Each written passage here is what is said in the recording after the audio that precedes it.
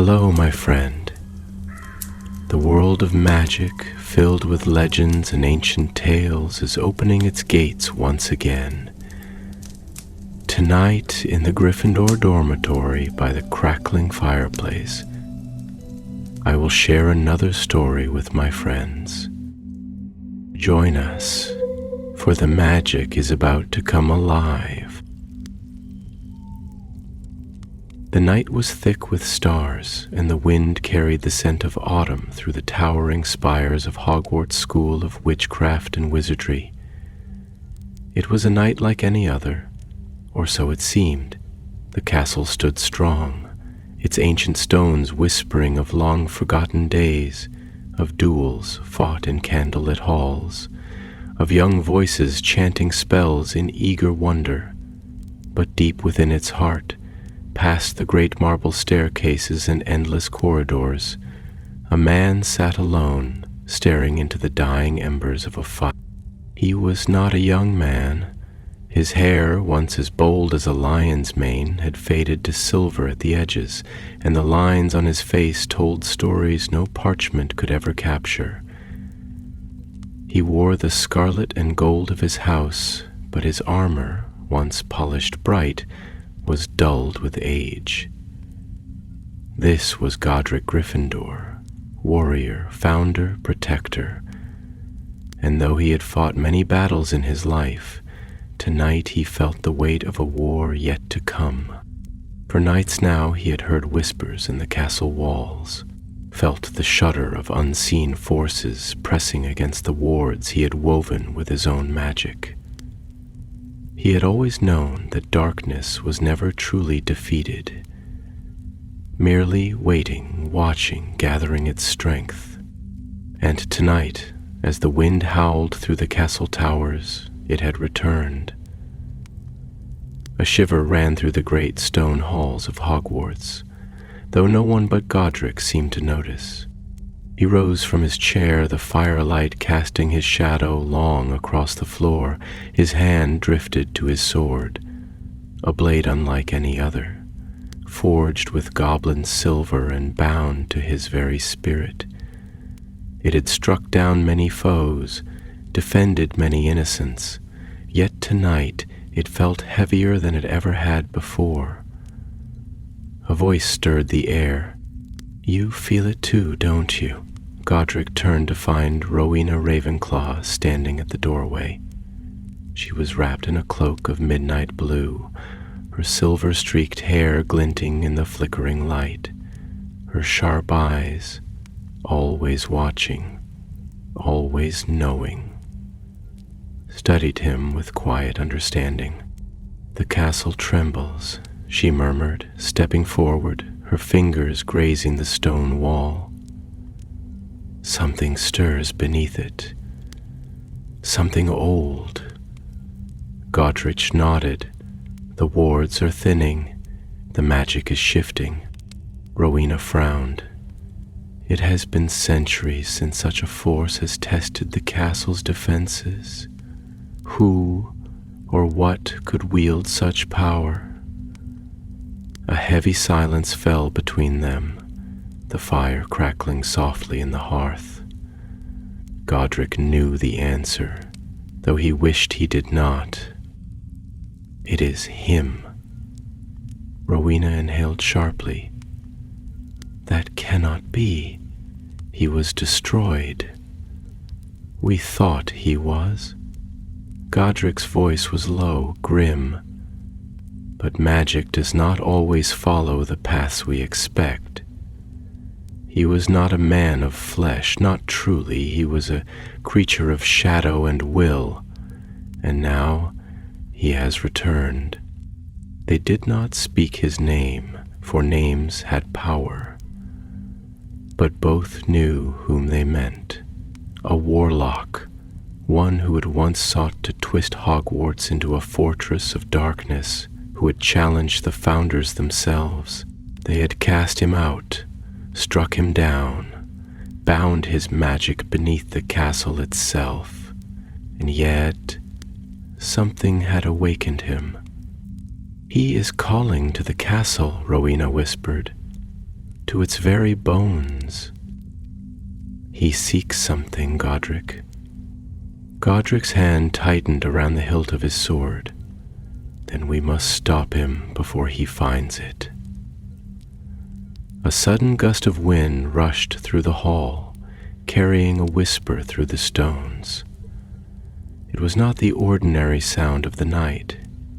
It was a voice, distant yet near, echoing from the very walls. Gryffindor. The flames in the hearth flickered wildly, casting long shadows that seemed to move of their own accord. The time has come. Rowena's eyes met his, and in them he saw what he had feared. The battle had already begun. The corridors of Hogwarts stretched long before them, familiar yet different. Even as the torches burned, even as the paintings watched in silent curiosity, there was something in the air. Something waiting. Godric walked with purpose, his sword resting against his hip, his boots echoing against the stone. Beside him, Rowena moved with careful grace, her wand held lightly at her side. They did not need to speak. They knew their path. Past the great hall, past the enchanted staircases that twisted and sighed, they descended. Deeper beyond the dungeons, into the places where few dared to tread. At last they reached the door. It was not a door that students knew, nor one that even the professors spoke of. It was older than the castle itself, woven into the very foundation, hidden from all but those who had built this place. It recognized them, for it shuddered at their touch. "He is waking," Rowena whispered. "The seals are breaking." Godric did not hesitate. He raised his hand, pressed his palm against the cold stone. The magic curled against his skin, ancient and restless. With a deep groaning shudder, the door began to open. Beyond it lay the darkness, a vast chamber of shadows, where torches flickered against endless walls of carved runes. The air smelled of time, of dust, of magic that had not been disturbed in centuries. At the center of the chamber, something pulsed, not with light, but with absence, a void of twisting, writhing blackness. And within it, a figure began to take shape. A voice rose from the depths. "You should not have come, old friend." The shadows coiled, reaching, beckoning. Godric stepped forward. The last battle had begun. The door groaned like a beast rousing from slumber, its weight shifting against the ancient hinges with a reluctant, almost mournful wail. The air beyond it bled into the chamber like ink into water, thick with something unseen, something waiting. Cold, damp, untouched by time, yet burdened with the weight of ages. It coiled around Godric and Rowena like an unseen serpent, wrapping them in its silent whisper. The chamber stretched into darkness, vast and unknowable, its boundaries uncertain, its depths immeasurable. The torches along the walls flickered, struggling to cast their light, their flames fragile in the breath of something that did not belong to this world, something pulling the very essence of warmth from the air. Godric stepped forward first, his boots striking the stone with slow, deliberate force, each footfall ringing out in defiance of the void that loomed before them. He did not rush. He did not falter. His sword, heavy with the echoes of past battles, rested against his side like a loyal hound awaiting its master's command. And yet, as his fingers brushed the hilt, He could feel the tremor in his own grip. Not of fear, no. Rowena followed beside him, her steps softer though no less deliberate. Her cloak, dark as a raven's feather against the shifting half-light, trailed behind her, its edges whispering against the ground like an unseen current moving through water. She had always moved like this, a presence that did not demand attention, yet held the gravity of 1,000 unwritten stories. Her hands, delicate yet certain, curled over the grip of her wand, and her mind, always spinning its great, endless constellations of thought, pressed itself now against the puzzle before them. For a long moment, neither spoke. Then Rowena exhaled, a breath that did not quite belong in this place, its warmth dissolving into the void as if the air itself refused to carry it. Her fingers brushed the stone wall beside her, tracing the carved runes, feeling the indentations where time had worn away the sharp edges of magic once engraved with unwavering purpose. "I can feel it now," she murmured at last, her voice a ripple through the silence, as if the very walls leaned closer to listen. "The enchantments are breaking, unraveling at the edges, like a tapestry left too long to fray. The castle resists, but its defenses are weakened.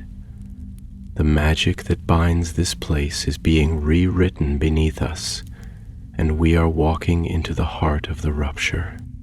Godric turned his gaze toward her, his expression unreadable beneath the flickering torchlight, though his thoughts weighed heavy in the set of his jaw, in the slight narrowing of his eyes that held not skepticism, but something deeper, more reluctant, an understanding he wished he did not have to face. "It should not be possible," he said, his voice a low rumble, heavy with the iron certainty of a man who had spent his life forging the foundations of this very place. "The spells we wove into these stones were not meant to break. We crafted them with intention, with sacrifice. I have walked these halls since the first stones were laid, Rowena.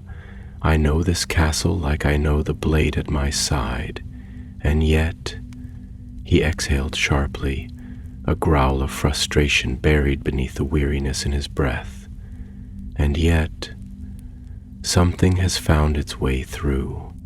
Rowena did not look at him at first, only let her fingers still against the stone before withdrawing them, tucking her hands beneath the folds of her cloak as if to shield them from the cold, though both knew it was not the cold that sent that small shiver through her frame.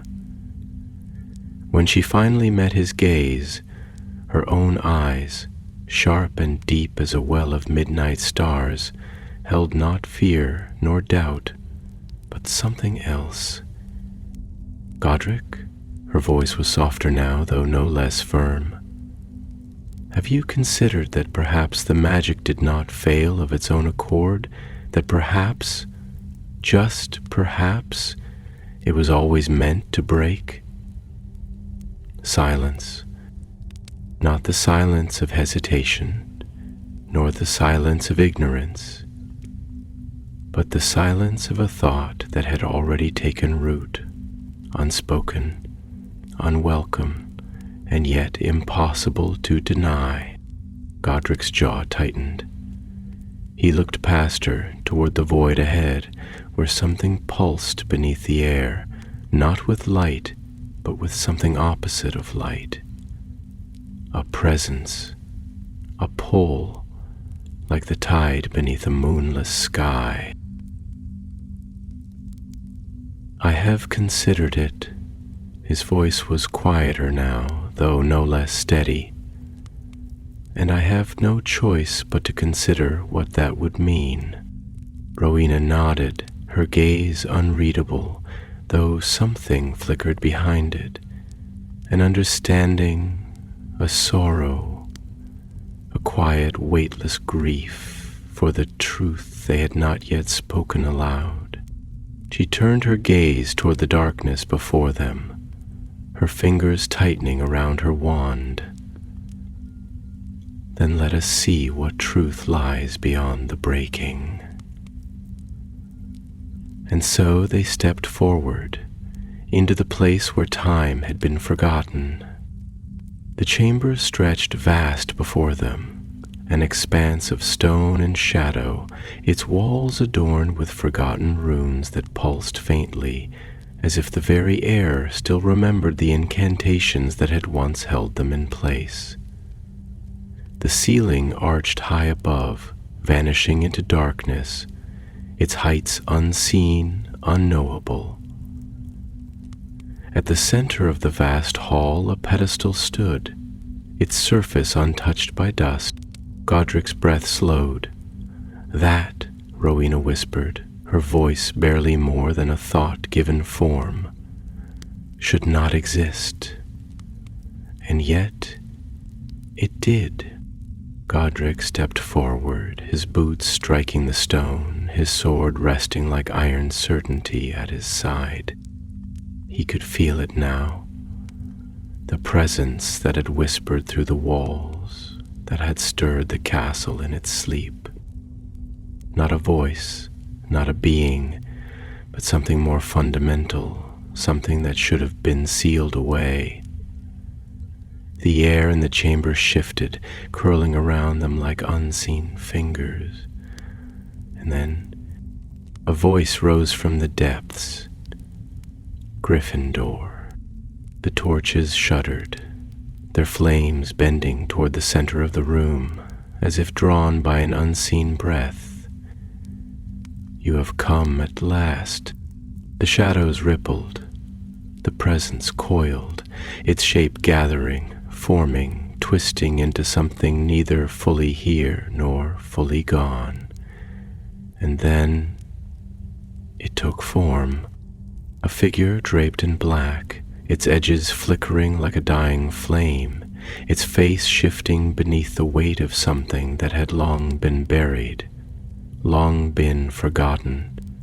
And though it did not breathe, did not blink, did not move, Godric knew its eyes were upon him. The last battle had begun. The chamber was vast, an ocean of darkness held within stone, its walls stretching outward beyond the reach of mortal sight. The air here was thick, not merely in weight but in meaning, as if it carried the echoes of long-forgotten voices, whispers of incantations that had been cast in another age, words that had once woven themselves into the very bones of Hogwarts and had since lain dormant, waiting, listening. The flickering torchlight, weak and unsteady, struggled against the abyss, its golden glow failing to pierce more than a few feet into the consuming void. And yet, even in this darkness, there was movement. It was not the movement of flesh and blood, nor of wind stirring dust from the stones. No, it was something older, something that existed between the folds of light and shadow, something that had never truly been gone, only waiting to be called back into being. Rowena felt it first, a sensation that was neither warmth nor cold, but something deeper, the shifting of reality itself. A presence pressing against the seams of the world, like a river swelling against the banks of time. She closed her eyes for the briefest of moments. Let her mind reach outward. Let it brush against the pulse of the chamber, the thrumming, slow heartbeat of the place. This is not a place of the living, she murmured, though she had known this long before they had stepped through the door. The walls do not breathe here, nor do they listen.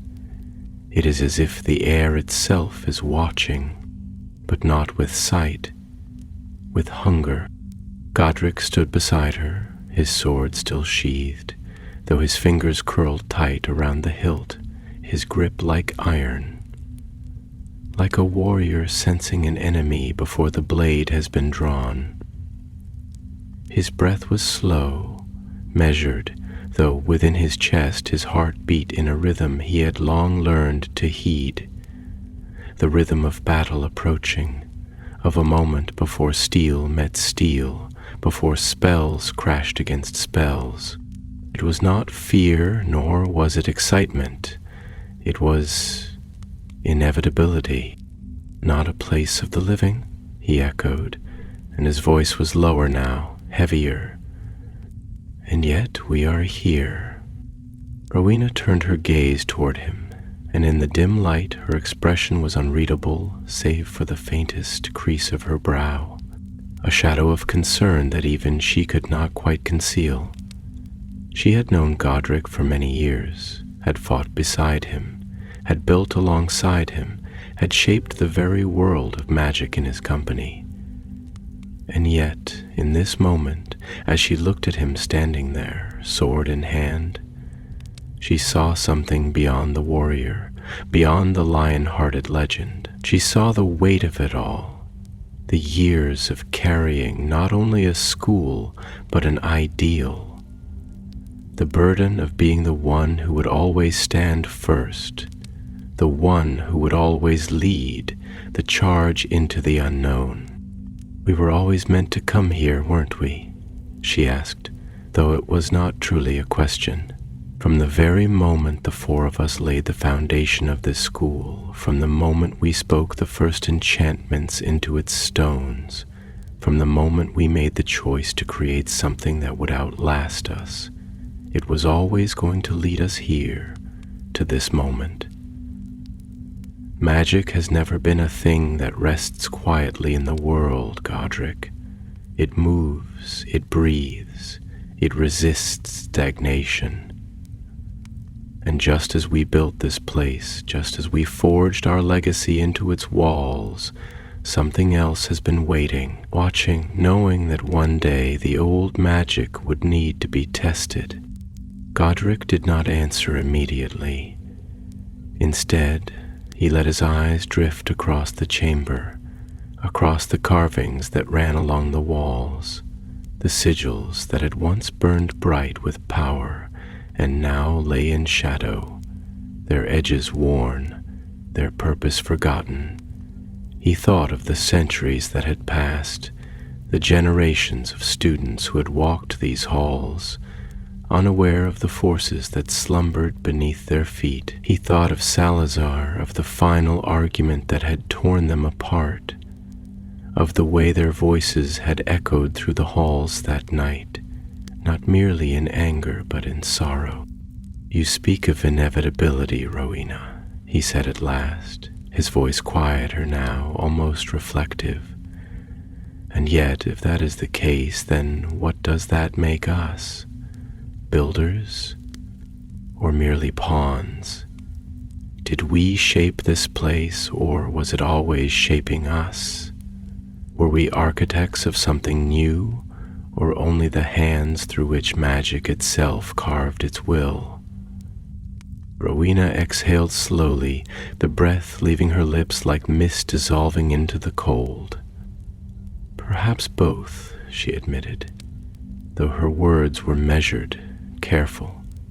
"Perhaps every great creation is both shaped and shaping, both born and birthing something greater than itself. We built Hogwarts, but in doing so we created something far beyond what any of us understood at the time. And now we must see what we have wrought." Godric said nothing for a long moment. Then at last, he turned his gaze back toward the center of the chamber, toward the shifting darkness that pulsed, the figure that was slowly taking form, its edges indistinct, flickering like a candle burning at both ends. "Gryffindor?" The voice spoke again, and now it was clearer, less distant, though still carrying the weight of something that did not belong in the realm of the living. It has been so long.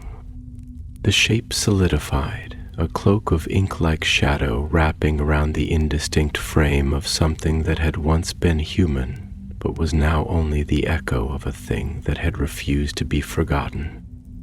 Its face was half-formed, shifting between the illusion of flesh and the empty void beneath. And yet the eyes remained, cold, knowing, ancient. "You should not have come," the figure murmured, the voice laced with something between amusement and regret. "Not because you are unwelcome, but because there are truths buried here that were meant to remain beneath the surface. You seek to unearth something that will change the very foundation of what you believe to be true.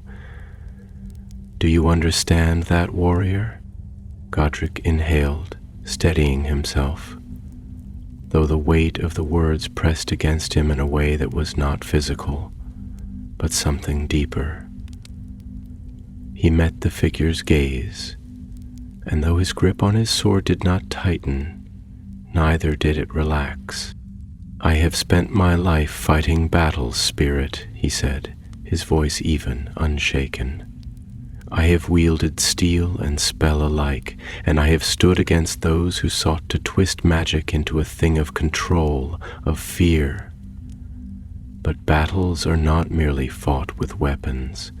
They are fought with choices. They are fought with the will to stand when standing means facing the unknown. And so tell me, if I was not meant to come here, then why do I stand before you now?" The chamber grew colder. The figure tilted its head, something shifting within the abyss of its form. "Because you are not here to fight, Godric Gryffindor," the voice whispered. "You are here to choose."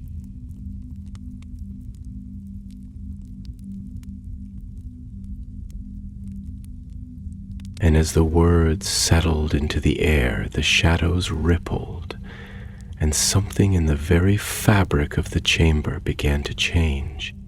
The chamber did not breathe, and yet the air within it shifted, moving like a tide beneath an unseen moon, as if the very fabric of the place was responding to the weight of words spoken, to the presence of those who had stepped beyond the threshold of history and into the marrow of something older than time itself. The darkness no longer merely surrounded them.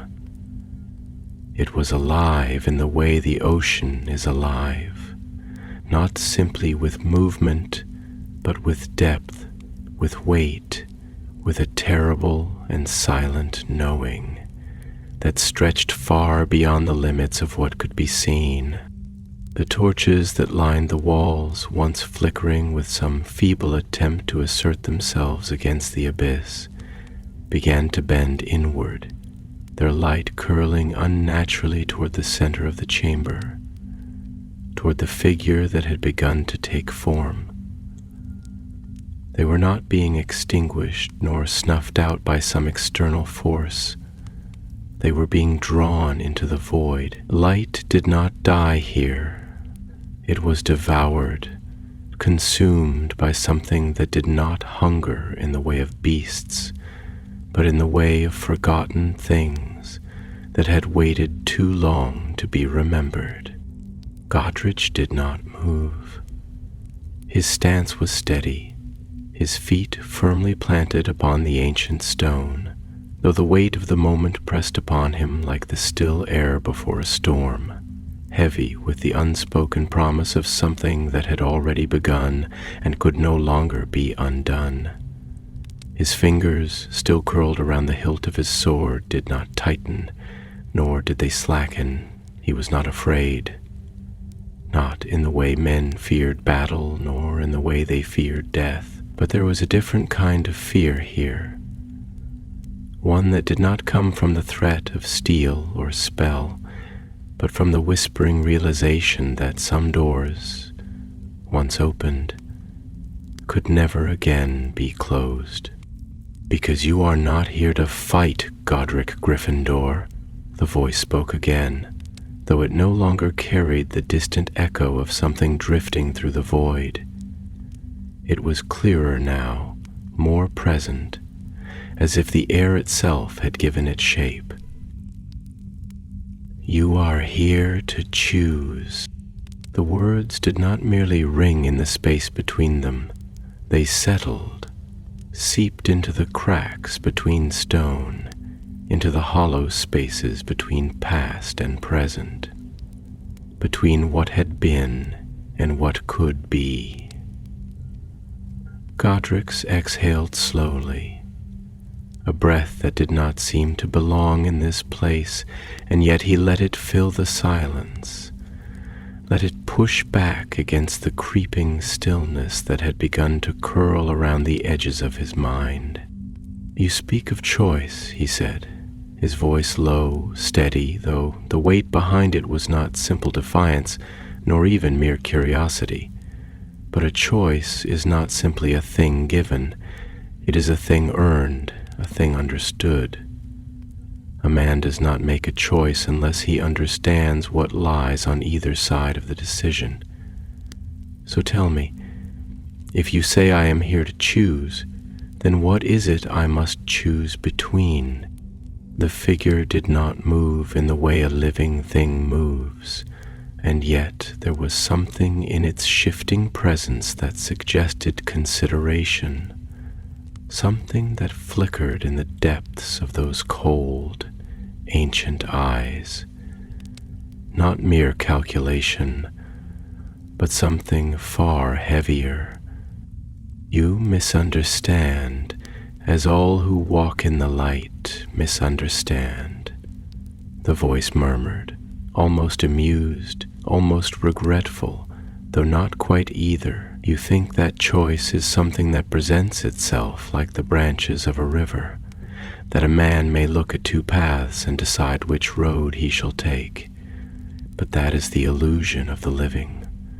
The truth of choice is something deeper, something more terrible.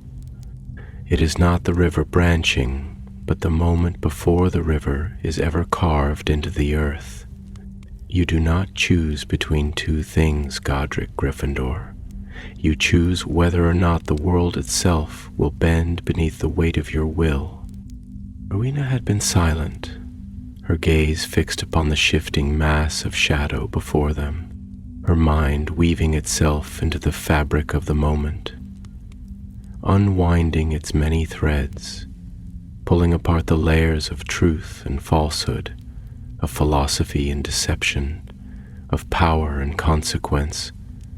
She had always been the one to see beyond the first layer of a riddle, to understand that knowledge was never a single thing, but an unraveling of infinite meanings.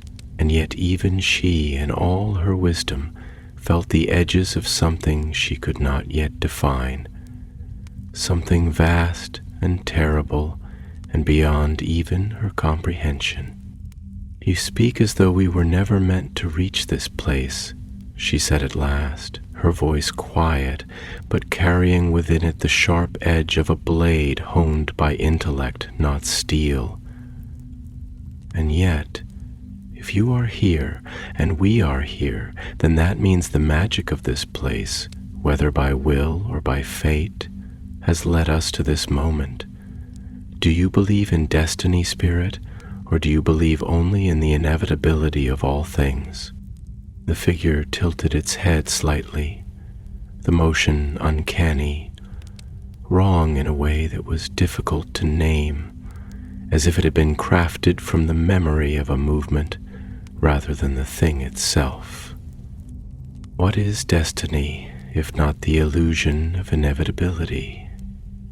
the voice whispered, its tone shifting like wind through hollow corridors. "Men believe in fate because it comforts them, because it allows them to pretend that their lives are a single thread in a great woven pattern, that they are not alone, that their suffering has meaning, But what if I told you that there is no pattern?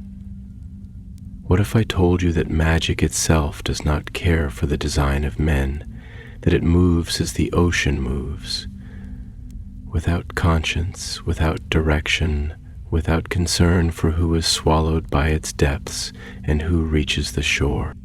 Rowena inhaled, slowly, though her gaze did not waver. And yet you are here, speaking to us, attempting to shape the course of events. If magic is without conscience, then what are you? If magic does not care, then why do you? For the first time, the shadows flickered, not as they had before, but with something else, something that almost resembled hesitation. Because I am what was left behind, the voice murmured, softer now, but not weaker. Because I was not meant to remain, and yet I did. Because I should have been forgotten, and yet I was not. Because the walls of this place remember what you do not. Godric felt the cold press deeper now, not merely into his skin, but into something beyond it, into the very space where thought and memory intertwined, where doubt lingered like mist on a battlefield at dawn. Then tell me, he said, and now his voice was not defiance, nor was it challenge. It was something more simple, more quiet, and yet more resolute.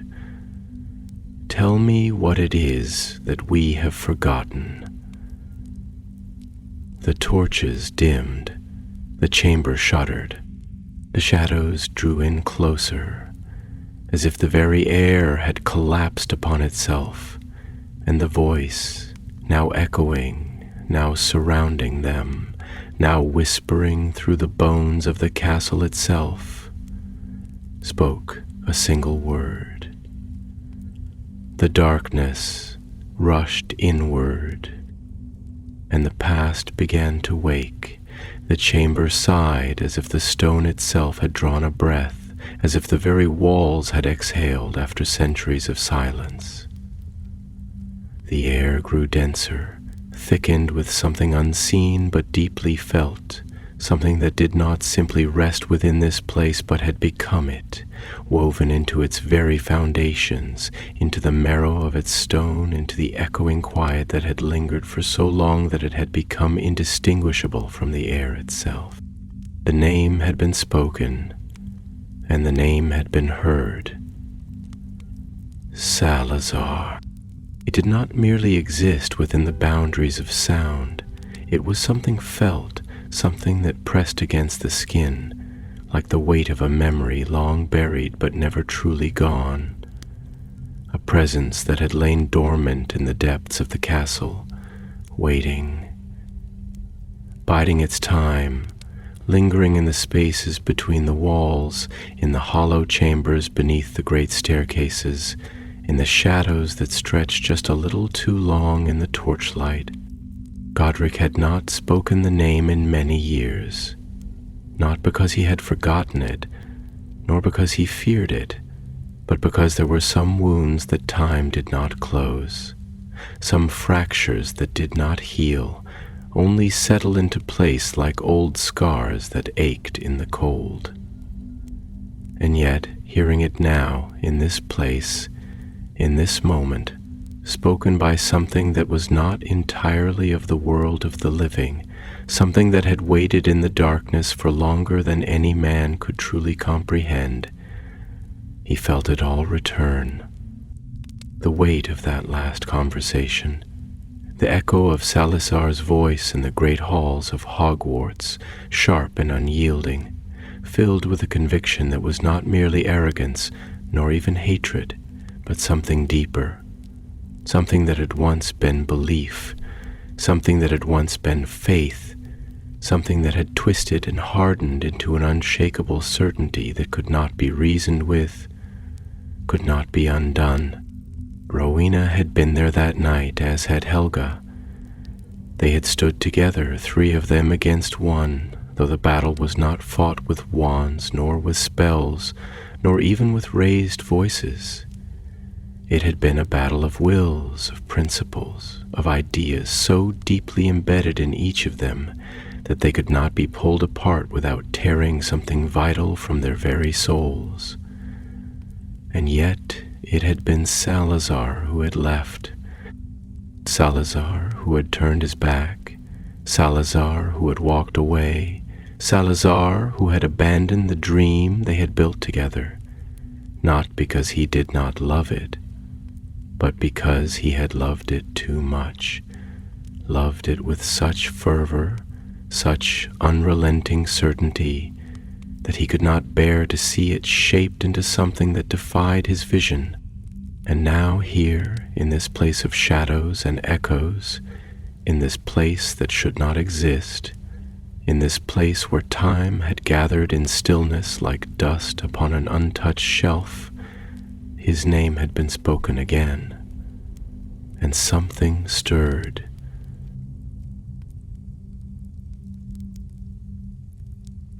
The torches dimmed further, their light stretching long and thin, as if pulled towards some unseen center, some core of gravity that had begun to awaken, some force that had once been kept at bay, but now no longer rested. The chamber trembled, not with violence, not with destruction, but with the slow, inevitable shift of something being remembered. It was never meant to be forgotten. The voice came from everywhere, from the walls, from the air, from the very bones of the castle, and yet it did not belong to the one who had spoken before. It was different, older, but not with age alone, with something else, something far heavier. This place remembers, though you do not. This place keeps what you have buried. You speak of choice, of inevitability, of power and will, but do you know, Godric Gryffindor, what it is that you truly left behind? Godric did not answer immediately. He let the words settle, let them sink into the spaces between his ribs, let them settle into the places within himself that he did not often allow to be touched. He had never been a man to dwell on regret. Regret was a thing that bound the hands, that dulled the edge of the blade, that slowed the swing of the sword. And yet, standing here, in this place that had existed outside of time, in this moment where the past was no longer merely a thing remembered but a thing manifest, he could not deny that something in him had cracked, just slightly, just enough to let the cold in. "I know," he said at last, his voice quieter now, not weak, not uncertain, but weighted in a way that only truth could be. "I have always known." There was silence then, but it was not an empty silence. It was a waiting, and then the shadows gathered. The center of the chamber, where once there had been only emptiness, shifted, the air tightening, the darkness thickening, the torches bowing towards something unseen, some force that had begun to take form, to take shape, to coalesce into the echo of something long lost. And then before them, standing as if he had never left, standing as if the years had not passed, standing as if the weight of time had meant nothing at all, Salazar Slytherin stood once more. He was not a specter, nor a ghost, nor a mere memory. He was not the shifting, half-formed figure of the shadow that had spoken before. He was whole, and yet not whole, real, and yet not real, a thing that existed in the space between, in the place where the boundary between past and present had been worn so thin that it had begun to blur. His robes, dark as the depths of a storm-touched sea, hung from his frame as they had in life, their edges embroidered with ancient sigils that shimmered faintly in the dim torchlight, as if still pulsing with the remnants of old magic. His face was sharp, ageless, his features carved with the same precision that had always defined him. Not beauty, not harshness, but clarity, as if he had been shaped not by the soft hand of time, but by the deliberate and unyielding grip of purpose itself. His eyes, those eyes that had once burned with the fire of conviction, those eyes that had once stared across the great hall with a gaze that saw not only what was, but what could be, what should be, what must be. Those eyes had not changed. And as they locked upon Godric's, as they truly saw him, as they took in the years that had passed, the lines that had formed upon his face, the weight that had settled upon his shoulders, the fire that had not dimmed but had only grown heavier with time, they did not waver. For a long moment, there was nothing. No sound, no movement, only the space between them, the space that had once been filled with the bond of brothers, and had long since been hollowed out by the slow and aching distance of time. And then, "You have changed, old friend." The words were spoken not with scorn, nor with warmth, nor even with the sharpness of lingering bitterness. They were spoken simply, a statement of fact, as if they were as inevitable as the rising of the sun, as unmoving as the weight of stone. Godric did not look away. "So have you."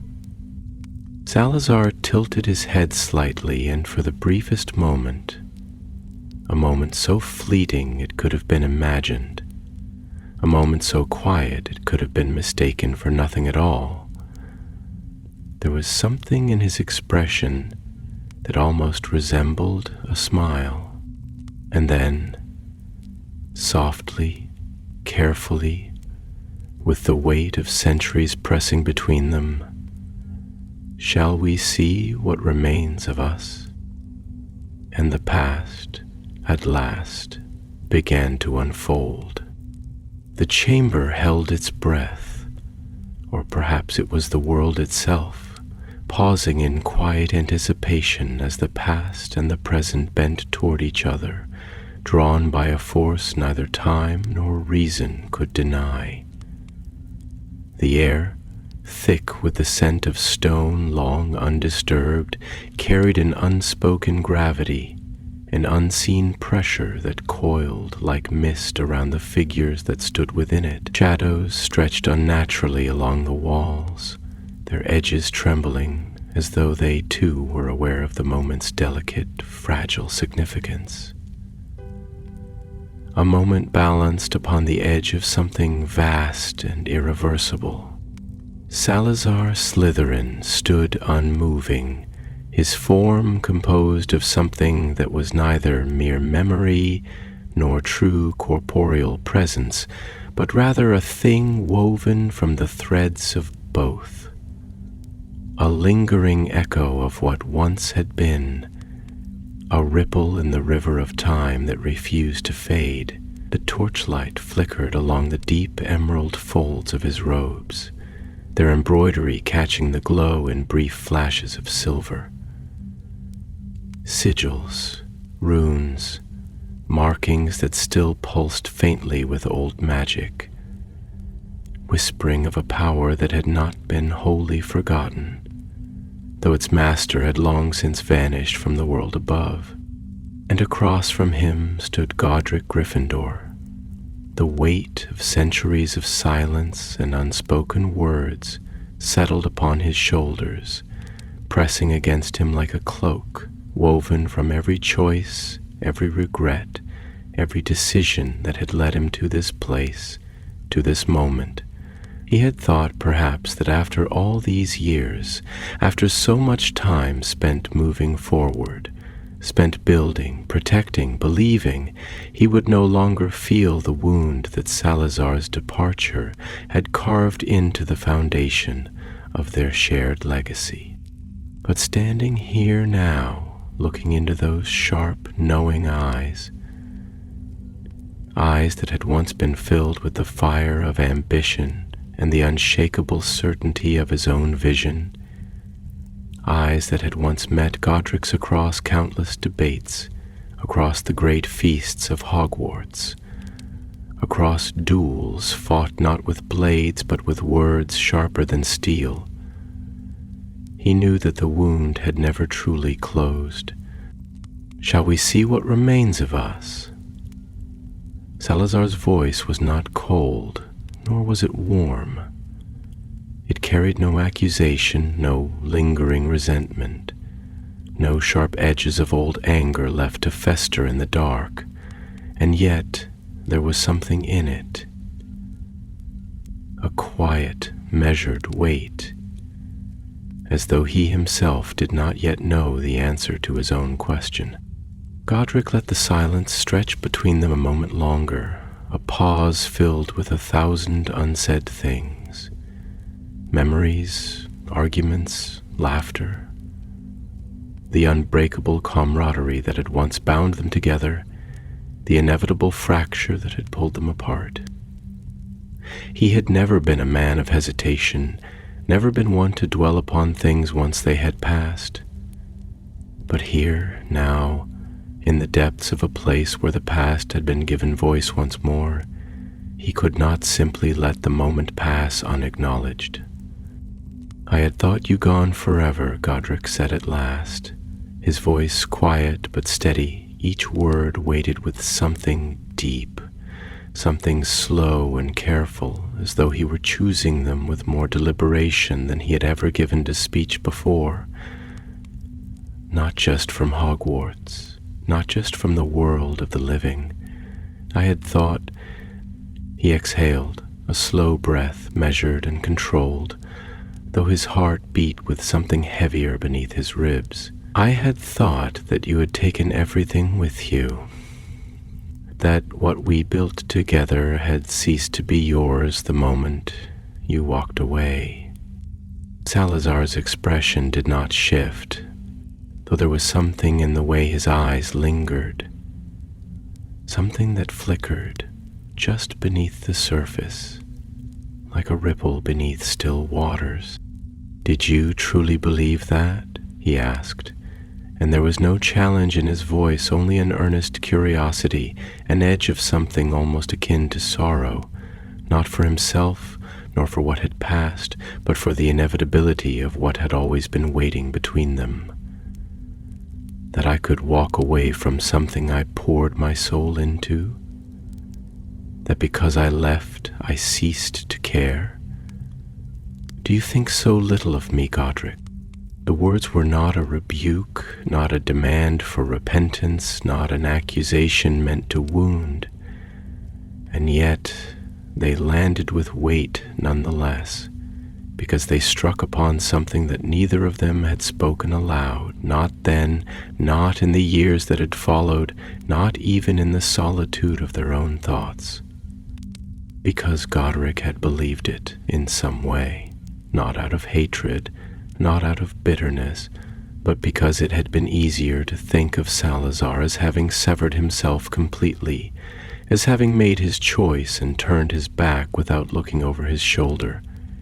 It had been easier to believe that the man he had once called brother had left without regret than to wonder whether he, too, had stood in some distant hall in some darkened chamber and felt the absence of what they had once built together. "I do not think little of you, Salazar," he said, his voice quieter now, less like a warrior speaking upon the battlefield, more like a man who had found himself standing upon the ruins of something that had once been whole. "But I do not know what you would have me believe. You left and we remained. You walked away and we carried on. We had no choice but to move forward without you. Salazar inclined his head slightly, though whether it was in acknowledgement or in thought, Godric could not quite tell. His presence, though not fully of this world, did not feel like a ghost's. It was more than memory, more than mere lingering energy. He was real in the way that unfinished stories are real, in the way that unresolved fates continue to echo through time. And yet, Salazar murmured, his voice thoughtful, almost absent in the way one speaks when they are considering their own words even as they are spoken. You stand here now, in the depths of a place that should not exist, speaking to a man who should no longer be able to answer. What does that say, Godric? That you have moved forward? That the past is buried and forgotten? If that were true, you would not have come. The chamber shifted, as if reacting to the truth of the words, as if the very foundations of the place understood that something had begun that could not be undone. Rowena, who had stood silent through much of the exchange, now stepped forward, her movements deliberate, her presence a steadying force in the room, a beacon of intellect and insight amid the storm of old wounds and unspoken history. Perhaps, she said, her voice even, measured as though unraveling a riddle even as she spoke, the past was never as distant as we chose to believe. Perhaps it was never about leaving, nor about remaining. Perhaps it was always about the inevitable return. Salazar turned his gaze toward her then, and for a moment there was something almost wistful in his expression, a flicker of recognition, of memory, of something long buried beneath the weight of time. You always did see more than the rest of us, he murmured, a ghost of something unreadable passing through his tone. Tell me then, Ravenclaw, what is it that I have returned to? Rowena met his gaze, unflinching. That, she said softly, her words weaving themselves into the silence like the first light of dawn touching the edges of a long-forgotten battlefield, is something only you can answer. And as the torches flickered, as the walls of Hogwarts trembled with something vast and unknowable, the past, long silent, spoke once more. The silence that followed Rowena's words was not the silence of absence, nor of stillness, nor even of hesitation. It was a silence that breathed, that settled into the very bones of the chamber, a silence that was heavy not because it lacked sound, but because it was filled with the weight of things unspoken, things waiting, things pressing against the fabric of reality as if the walls themselves strained to hear what might come next. The air within the chamber grew taut, thick like storm-laden skies before the first crack of thunder, as though the very foundations of Hogwarts, woven with magic older than memory, had turned their unseen gaze toward this place beneath the earth, toward the figures gathered here, toward the past that refused to remain buried. Salazar Slytherin did not move, did not speak immediately, but there was something in the way he held himself, something in the sharp stillness of his form that suggested not indifference, not distance, but the quiet, deliberate control of a man who knew the power of words, who understood that silence wielded correctly was as much a weapon as any spell. And yet, beneath that control, beneath the carefully composed lines of his expression, there was something else, something ancient, something unresolved, something that had lain in waiting for far too long. When at last he did speak, His voice carried the cadence of something weathered by time but not eroded by it, something that had not weakened but had been sharpened into steel by the passage of years, something that had been shaped not by regret but by the cold, methodical weight of conviction. "You ask me what I have returned to," Salazar said at last, his words neither rushed nor hesitant, but measured, deliberate, chosen with the precision of a man who had spent his life weaving meaning into every syllable. His gaze lingered on Rowena, the faintest flicker of something almost like admiration passing through his expression before his eyes drifted back to Godric, settling upon him as if seeing him for the first time, not as he had been, but as he was now. And yet I wonder if the question is not what I have returned to, but rather whether what I once left behind still exists at all. Godric exhaled slowly, though whether it was in frustration or something more complicated even he could not entirely tell. He could feel the weight of this conversation pressing against him, the way a warrior feels the weight of his armor before a battle, not as a burden, but as an inevitability. "It exists," he said, his voice firm, though his eyes remained dark with something deeper, something that did not yield so easily to certainty. "But whether it remains as you remember it, that is something else entirely." Salazar tilted his head slightly, and for the first time a shadow of something almost like a smile touched his lips, though it was not amusement, nor mockery, nor even approval. It was the ghost of something far older, something that might once have been friendship or respect, or perhaps simply the recognition of a kindred mind. "That is the nature of all things, is it not?" Salazar mused, and there was something in his tone that carried the distant echo of old debates, of late nights spent speaking not of spells or war, but of the nature of the world itself, of magic, of what it meant to build something that would outlast them all, change, evolution, the slow, inevitable shifting of ideals and structures, the reshaping of what once was into something new, something unfamiliar, something that bears the same name but is no longer the thing it claimed to be. I have often wondered, in the long silence of my absence, whether it was I who abandoned Hogwarts, or whether it was Hogwarts that abandoned me. Godric's jaw tightened, though his grip upon his sword did not. "You were the one who walked away, Salazar. You were the one who left us behind." Salazar did not look away, but neither did he strike back. Neither did he meet anger with anger. Instead, his gaze remained steady, unwavering, searching the lines of Godric's face, as though he were not merely listening to the words themselves, but to the spaces between them, the weight of all the things that had never been spoken. "And yet do you truly believe that you did not leave me behind as well?" he asked, his voice quieter now, though no less powerful. "Did you not make your choice as I made mine?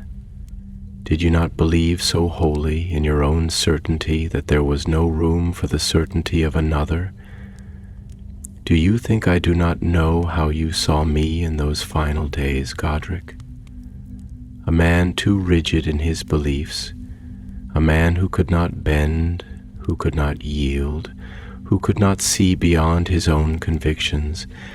And yet, tell me," he stepped forward now, slow, measured, though the air did not stir around him as it would around the living, "is that not what you were as well?" Godric did not step back, did not flinch beneath the weight of the words, but something within him shifted. Something stirred in the depths of his mind, in the places where old wounds had long since hardened into scars, but had never truly disappeared.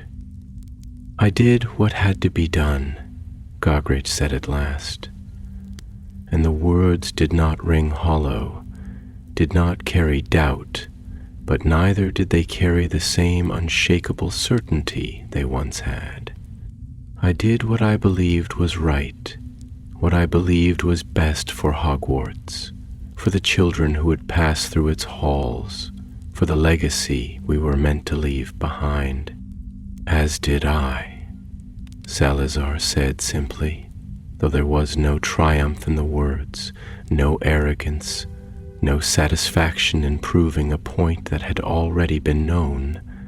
There was only truth, laid bare, unvarnished, unflinching. And Rowena, who had been silent, who had watched them with the same careful intensity she had always possessed, stepped forward now, her voice quiet but carrying within it the weight of insight, of understanding, of something that had been waiting to be spoken. "Perhaps," she said, her gaze moving between them, measuring, considering, seeing not only what was before her but what had always been. That was always the tragedy of it, was it not? That you were not enemies, that you were not opposites, that you were not destined to war against one another, but rather that you were two alike in the ways that mattered most, that you both believed so deeply in the sanctity of your own ideals that neither of you could bear to see them compromised. Godric said nothing. Salazar said nothing. But the silence between them, at long last, was not empty. It was full of the weight of years, of choices made, of regrets unspoken, of the slow and painful realization that history had not been written by one man's failure and another's triumph, nor by betrayal and righteousness, nor by the simple, convenient myth of one being wrong and the other right. History had been written by the tragedy of two men who had never truly stopped believing in the same dream, but had been unable to see the dream in each other's hands. And as the torches flickered, as the chamber shifted, breathed, settled, as the past and the present stood side by side, no longer at war but simply waiting, Godric spoke the words that had taken centuries to form. "What now?" And Salazar at last smiled. The chamber no longer stood in silence.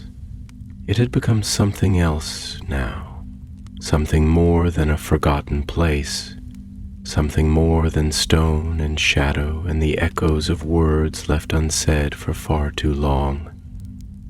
It had become a threshold, a place where past and present did not merely touch but intertwine, where memory and reality blurred together like ink spilled into water, each seeping into the other, reshaping what had once been thought immutable. The walls, so ancient that they had become part of the very foundation of Hogwarts, seemed to lean closer now, as though listening, as though holding their breath, as though waiting.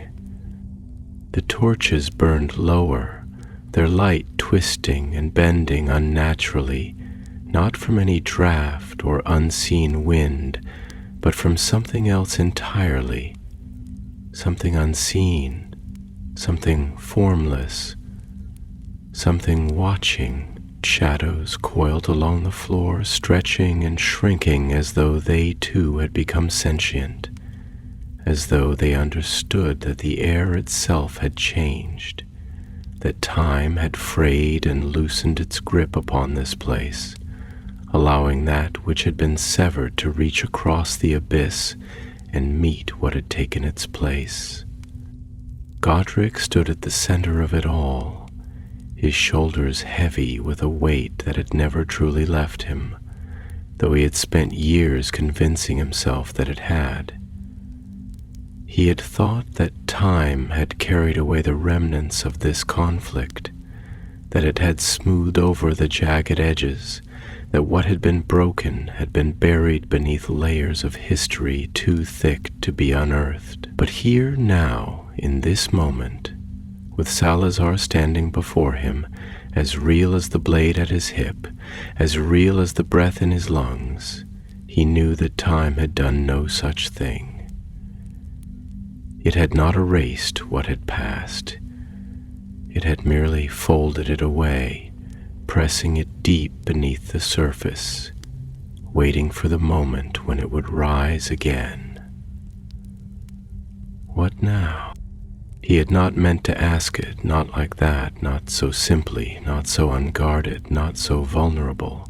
And yet, when the words had left him, they had carried no hesitation, no regret. Only the quiet exhaustion of a man who had carried something too heavy for too long, and who, for the first time in years, was beginning to acknowledge that weight. Salazar's gaze did not waver. There was something different in it now, something that had not been there before. Not even in those final days when they had stood on opposite sides of a chasm neither had been willing to cross. It was not regret. It was not victory. It was not even certainty. It was understanding. "That depends, old friend," Salazar said at last, his voice softer now, though it carried the same quiet precision, the same careful consideration that had always marked his speech. "What is it that you seek? What is it that you have come here for after all these years, after all this time?" Godric frowned, not in anger, but in thought, in the way a man frowns when he has come face to face with something he had not expected, something that forces him to look inward rather than outward, something that demands more of him than a simple answer. "I thought I came to stop something," he admitted, his voice low, measured, as though speaking the words aloud would solidify them into truth. "I thought I came because something in this castle had begun to shift, because the old wards had begun to fray, because I could feel the change in the air, and I knew that it meant something was awakening, and I thought." He hesitated, inhaling slowly, the weight of the moment pressing down upon him, forcing him to confront the truth that had been waiting at the edge of his thoughts. "I thought that meant danger. I thought that meant something needed to be fought, something needed to be ended before it could begin again." Salazar's expression did not change, but there was something in his eyes that sharpened, something that glinted like steel beneath the surface of calm waters. "And now?" he asked, his voice steady, patient, as though he already knew the answer, but was waiting for Godric to find it himself. Godric let his fingers brush against the hilt of his sword, not gripping it, not readying it for battle, but simply feeling the familiar weight of it, the cool metal against his skin. He had always been a warrior, a protector, a man who saw the world in terms of what needed to be defended, what needed to be preserved, what needed to be kept safe from harm. And yet, as he stood here now, facing the man he had once called brother, standing upon the very ground they had built together, he felt something shift, something unravel, something that had been wound too tightly for too long. "And now," he said slowly, "I wonder if I have been fighting a battle that no longer exists." Salazar inhaled, though he did not speak immediately. Instead, he turned slightly, his gaze drifting along the chamber, along the walls that had held their secrets for so long. along the ancient runes that still pulsed faintly with the echoes of magic that had once been cast here. He looked not at Godric, but at the castle itself, as though he were searching for something beyond the conversation, beyond the moment, beyond even the passage of time. "Tell me something, Godric," he said at last, his voice thoughtful, almost distant. "What do you believe Hogwarts is?" Godric blinked, taken aback by the question, though he did not dismiss it. He had spent his life within these walls, had poured his very soul into them, had fought and bled and sacrificed for them. And yet, in all those years, he had never thought to ask himself that question in such simple terms. "It is a sanctuary," he said, though even as he spoke the words he felt the weight of them settling upon his tongue, felt the complexity of them stretching beyond their simplicity. "It is a place of learning, of protection, of legacy. It is the place where we sought to create something greater than ourselves, something that would stand long after we were gone." Salazar nodded slowly, though he did not look at him. "And yet, for all that it is a sanctuary, for all that it is meant to stand beyond us, it was built upon a foundation of choice, was it not?" He turned then, his gaze sharp, unwavering. "Choice, Godric. The very thing that led me to walk away, the very thing that led you to remain, the very thing that led us here to this moment, where the past and the present have finally met again. We built this place upon the idea that students should be given the chance to find their own path, to make their own way, to shape the world as they saw fit. And yet, when the time came for us to do the same, we treated it as war rather than as the inevitable course of things." The words struck deep, not because they were harsh, not because they were meant to wound, but because they were true. Godric exhaled, slow and measured, before lifting his gaze once more. And in that moment, the weight that had clung to his shoulders for so long, the burden of loss, the ache of regret, the ghost of battles fought in silence, it finally began to lift. "So what now?" he asked again, this time not as a warrior preparing for battle, not as a protector bracing himself for a fight, but as a man who was ready at last to listen. And this time, Salazar smiled. "Now," he murmured, his voice steady, certain, "now we begin again." The chamber did not tremble, it did not shake, nor crack, nor crumble under the weight of the past. There was no dramatic surge of magic, no violent rippling of power forcing its will upon the present. Instead, there was stillness, deep, unbroken, heavy with the quiet inevitability of change. It was not the silence of something ending, but rather the silence of something beginning again. The torches which had flickered uncertainly for so long now burned steadily, as if the castle itself had exhaled at last, as if the weight of centuries had lifted from its foundations, and it too had been waiting for this moment.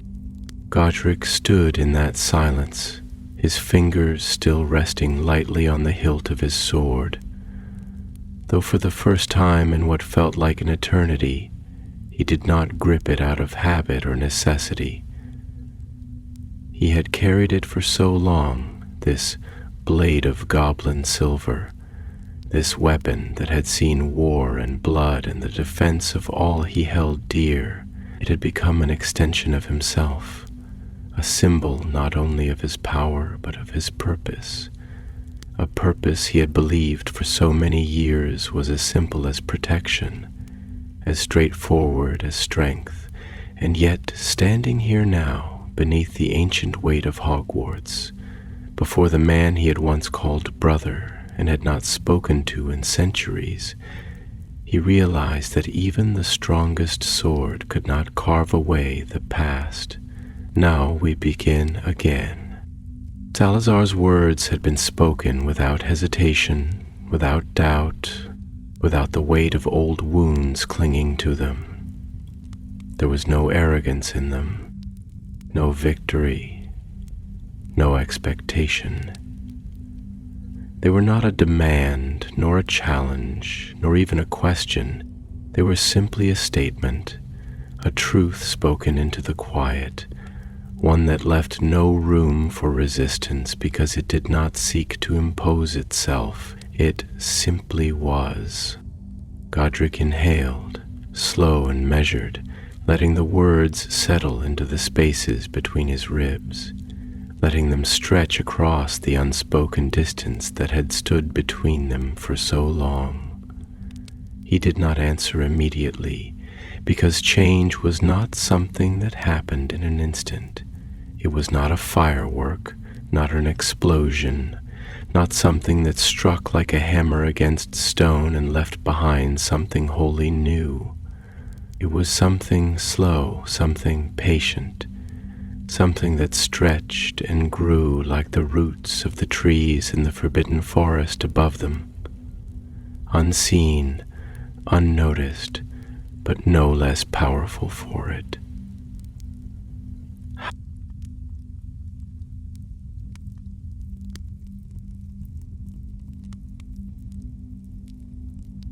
The word was spoken softly, not in doubt, but in curiosity, in openness, in a willingness that had not been present before. Salazar studied him for a long moment, and there was something in his gaze that was different now.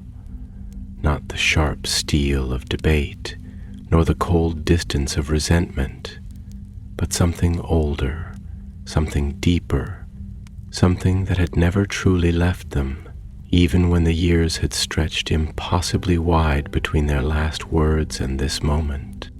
"Not as we once did," he said at last, his voice thoughtful, measured.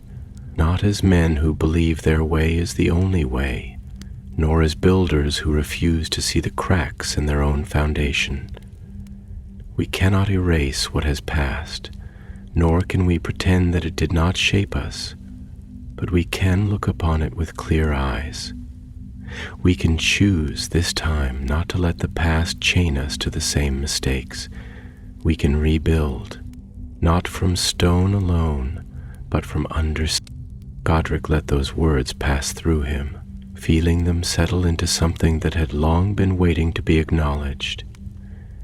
He had spent years defending Hogwarts from threats seen and unseen, from those who sought to harm it, from those who wished to twist it into something it was never meant to be. And yet, for all his battles, for all the fights he had won, he had never fought against the most dangerous enemy of all, the refusal to let go. "I did not know how to see you as anything but my opponent," Godric admitted, and the words were not easy, nor were they light, but they were spoken nonetheless. "When you left, it was easier to believe that you had abandoned us, that you had turned your back not only on Hogwarts, but on everything we built together. But I never once asked myself if I had done the same, if I had let my own certainty close the door before you ever truly walked away." Salazar did not smile, not exactly, but there was something in his expression that softened, something that flickered at the edges of his features like the faintest ember catching in the cold air. "You were never my enemy, Godric," he said simply, and there was no bitterness in the words, no lingering fire of old wounds, only truth. You are my equal, you are my friend, and if I walked away, it was not because I wished to destroy what we had built. It was because I did not believe I had a place in it anymore. The silence that followed was not empty. It was full, filled with all the things they had never spoken, all the things that had never been understood, all the things that had been waiting just beneath the surface for the right moment to rise again. Rowena, who had watched without interruption, stepped forward then, her presence a quiet force of reason, of wisdom, of something that had always been just beyond the reach of even the greatest minds. She did not speak immediately, but when she did, her words were spoken with the weight of someone who had always seen further than those around her. "Then perhaps it is time you reclaimed that place," she said, and there was no hesitation in her voice, no uncertainty, not as the man you were then, but as the man you are now. Salazar turned to her, and for the first time since he had appeared, something in him shifted, something eased, something settled. "Do you believe such a thing is possible?" he asked, not as a challenge, not as a jest, but as something quiet and sincere. Rowena smiled, then just slightly, the kind of smile that came not from certainty, but from possibility. "Magic has never been about what is possible," she murmured. "It has always been about what we are willing to believe can be." And with those words, the chamber began to change.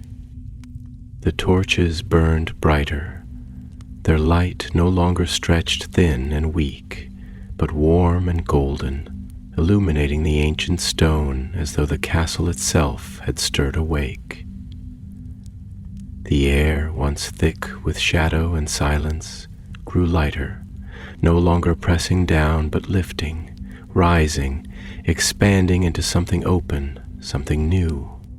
Godric took a step back, his eyes sweeping the chamber, feeling the shift, feeling the weight of something that had been buried for centuries finally, at long last, begin to breathe again. "Then let us begin," he said. And Salazar, for the first time in hundreds of years, nodded. The castle stood in silence, not the kind that spoke of absence or abandonment, but the kind that carried weight, the kind that belonged to sacred places, where words had once been spoken that would echo long beyond the lifetimes of those who had uttered them. The walls of Hogwarts had always been more than stone and mortar, more than corridors and classrooms, more than towers that reached toward the sky with all the defiance of an age that refused to be forgotten.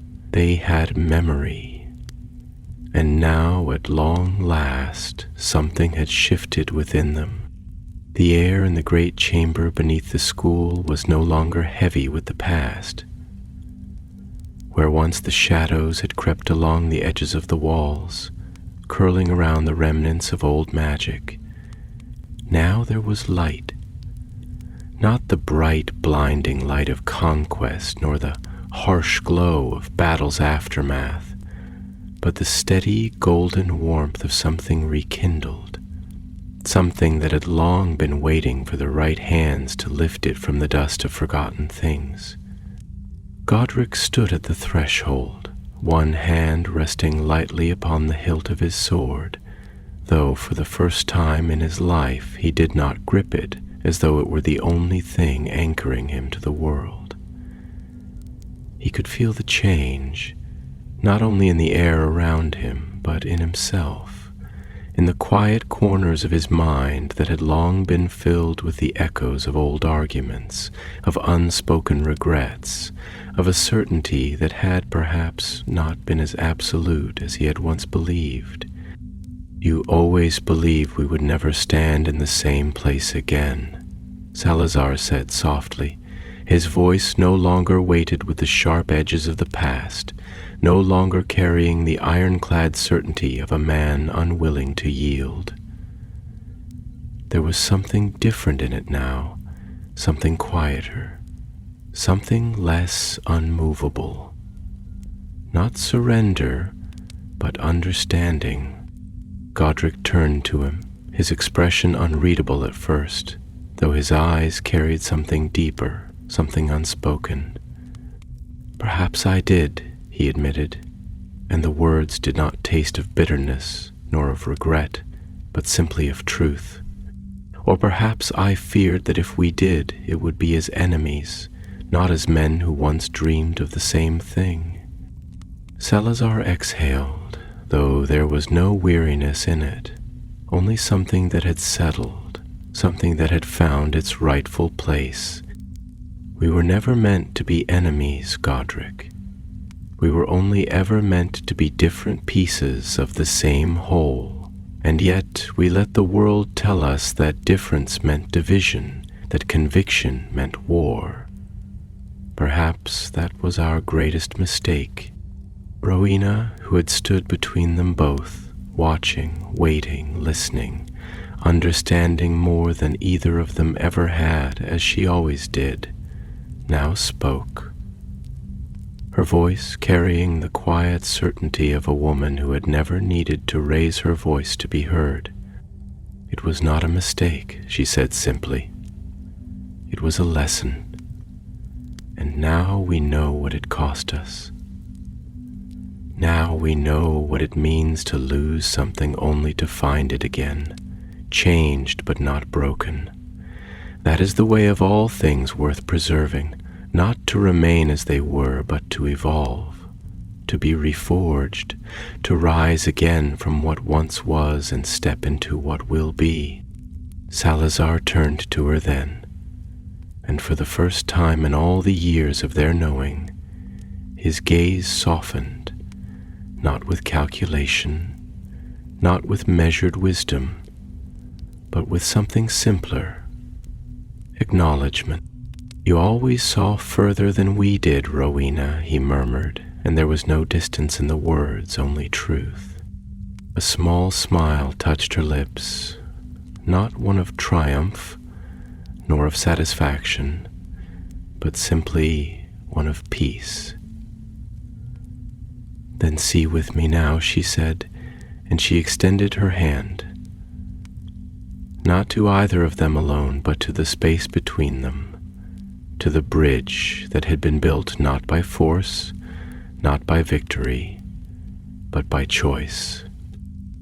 For a moment, neither man moved, and then, slowly, without hesitation, they clasped hands. The moment was not loud, nor was it grand. There was no rush of magic, no great shuddering of the earth, no sudden revelation that the world had changed in an instant. But something did change. It changed in the way the air felt lighter now, in the way the torches no longer flickered uncertainly, in the way the walls of Hogwarts seemed to breathe, no longer holding their breath, no longer waiting for something to be made whole again. It changed in the way the weight that had lingered between them for so long was no longer a burden, but a history reclaimed, a lesson learned, a wound acknowledged rather than ignored, and perhaps that was the only magic that had ever truly mattered.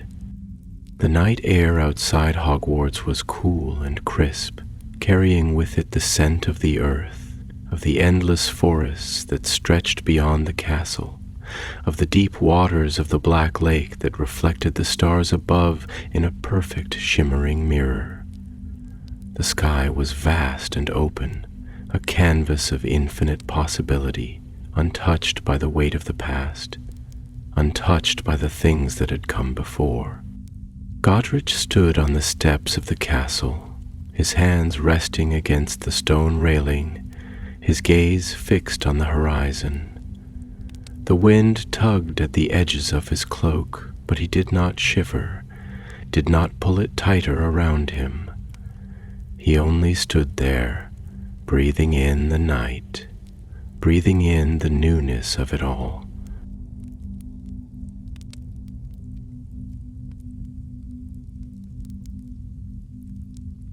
Salazar joined him after a moment, stepping beside him, though he did not speak immediately. For a long time they simply stood together, two men who had once walked the same path, then parted ways, now returned, not as who they had been, but as who they had become. "Will you stay?" Godric asked at last, his voice quieter than it had been in years, not because he was unsure, but because he was willing to let the answer come as it would. Salazar exhaled, though there was no hesitation in it. "For now," he said, "and for as long as I am meant to be here." Godric nodded. He did not ask for more, because he no longer needed to. Behind them, Hogwarts stood tall against the sky, its towers rising high above the world, its walls filled with the memories of the past and the whispers of the future still waiting to be written. And within those walls, within the corridors and staircases and great halls where young minds would continue to learn and grow and shape the world as they saw fit, a new story had begun. Not the end, never the end, only the next chapter.